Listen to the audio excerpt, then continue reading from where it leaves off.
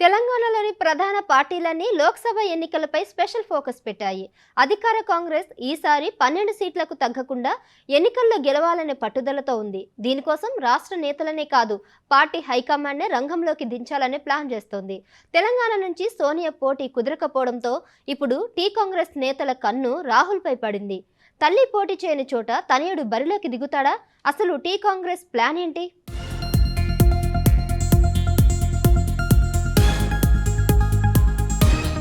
తెలంగాణలో అధికారంలోకి రావడంతో కాంగ్రెస్ గ్రాఫ్ ఒక్కసారిగా పెరిగింది.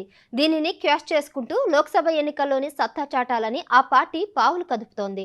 12 సీట్లకు తగ్గకుండా గెలవాలనే పట్టుదలతో ఉన్న ఆ పార్టీ అభ్యర్థుల ఎంపికల్లో ఆచితూచి అడుగులేస్తుంది.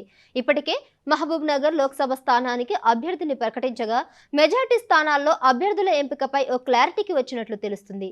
అయితే రాష్ట్ర నేతలతో పాటు పార్టీ పెద్ద తలకాయలను బరిలోకి నిలపాలనే ప్లాన్లో ఉంది తెలంగాణ కాంగ్రెస్.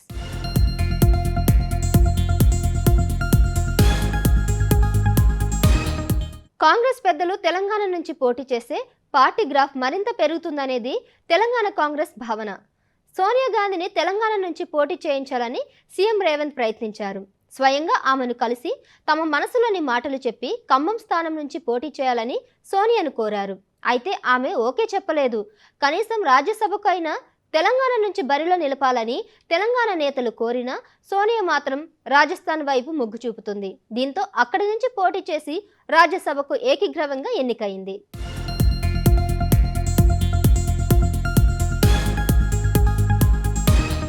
సోనియా ఎపిసోడ్ తర్వాత తెలంగాణ కాంగ్రెస్ నేతల కళ్ళు రాహుల్ గాంధీ మీద పడ్డాయి. ప్రస్తుతం రాహుల్ గాంధీ వాయనాడ్ ఎంపీగా ఉన్నారు. గత ఎన్నికల్లో ఆయన అమేధి, వాయనాడ్ నుంచి పోటీ చేయగా అమేధిలో ఓడిపోయారు. ఈసారి అమేధి నుంచి పోటీ చేయాలని కేంద్ర మంత్రి స్మృతి ఇరానీ రాహుల్కి సవాల్ ఇసిరారు. అయితే అక్కడి నుంచి పోటీ చేయడం రాహుల్కు ఇష్టం లేదు. మళ్ళీ వాయనాడ్ నుంచి పోటీ చేయాలని రాహుల్ భావిస్తున్నారు. అయితే వాయనాడ్ సీట్ను పొత్తులో భాగంగా సిపిఐ అడుగుతోంది. ఇప్పటికే ఆ స్థానంలో డి రాజా సతీమణి అభ్యర్థిగా ప్రకటించింది.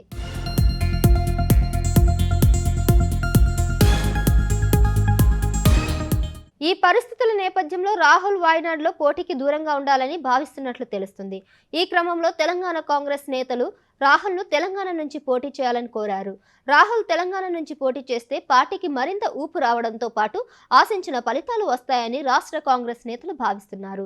ఖమ్మం, నల్గొండ, భువనగిరి నియోజకవర్గాల్లోని ఏదైనా స్థానం నుంచి రాహుల్ పోటీ చేయాలని సీఎం రేవంత్ సహా మంత్రులు కోరుతున్నారు. దీనిపై ఖర్గే సహా కేసీ వేణుగోపాల్తో రేవంత్ చర్చించినట్లు తెలుస్తుంది.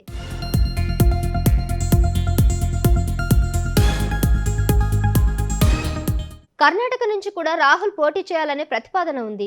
కర్ణాటకలో బీజేపీ కూడా బలంగానే ఉండడంతో రాహుల్ అక్కడి నుంచి పోటీ చేస్తే కాంగ్రెస్ కు ప్లస్ అవుతుందని సీఎం సిద్దిరామయ్య, డీకే శివకుమార్ అంటున్నారు. దీంతో రాహుల్ పోటీ చేసే స్థానం హాట్ టాపిక్ గా మారింది.